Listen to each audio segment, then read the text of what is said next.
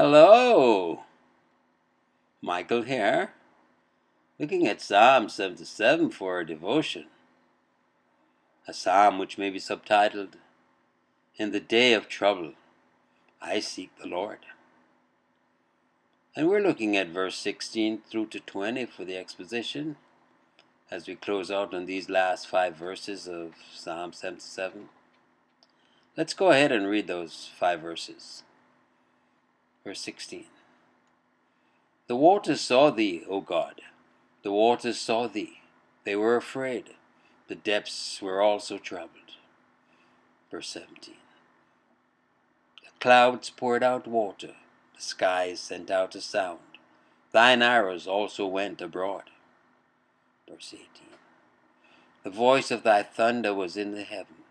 The lightnings lightened the world. The earth trembled and shook. Verse 19. Thy way is in the sea, and thy paths in the great waters, and thy footsteps are not known. Verse 20. Thou leddest thy people like a flock by the hand of Moses and Aaron.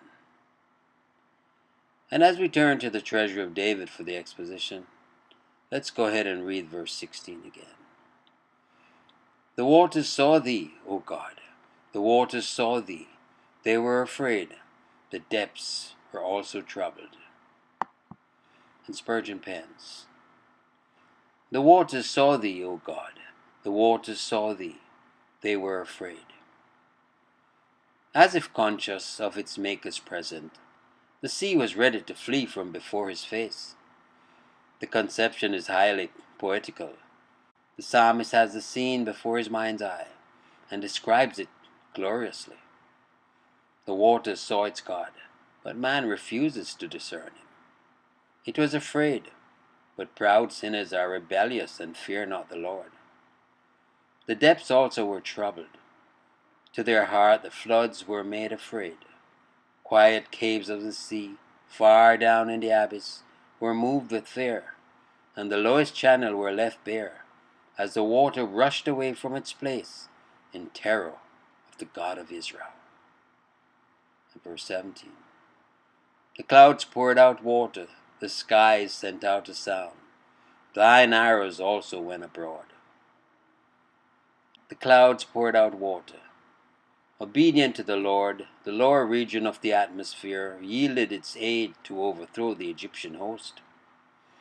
The clouded chariots of heaven hurried forward to discharge their floods. The skies sent out a sound. From the loftier aerial region thundered the dreaded artillery of the Lord of hosts.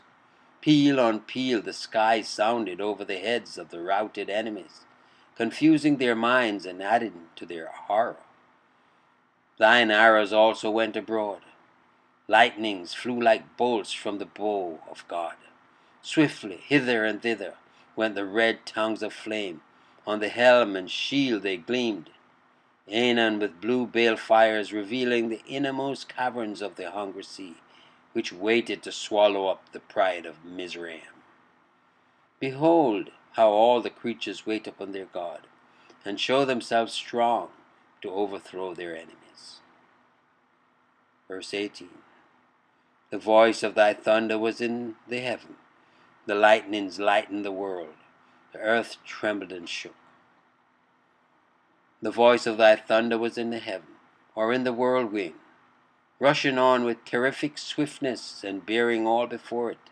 The storm was as a chariot driven furiously, and a voice was heard, even thy voice, O Lord, out of the fiery car, even as when a mighty man in battle urges forward his charger and shouts to it aloud. All heaven resounded with the voice of the Lord. The lightnings lightened the world. The entire globe shone in the blaze of Jehovah's lightnings. No need for other light amid the battle of that terrible night. Every wave gleamed in the fire flashes, and the shore was lit up with a blaze. How pale were men's faces in that hour, when all around the fire leaped from sea to shore, from crag to hill, from mountain to star, till the whole universe was illuminated in the honor of Jehovah's triumph.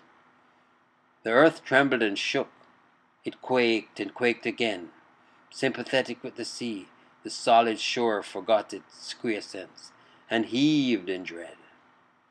How dreadful art thou, O God, when thou comest forth in thy majesty to humble thine arrogant adversaries.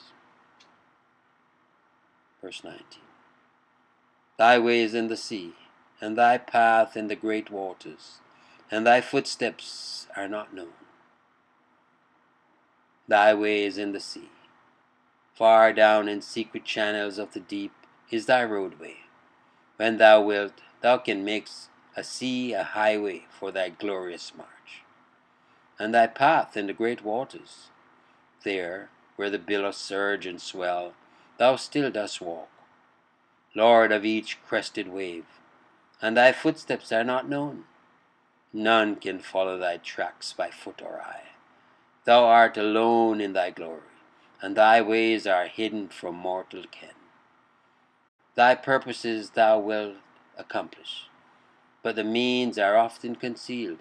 Yea, they need no concealing. They are in themselves too vast and mysterious for human understanding.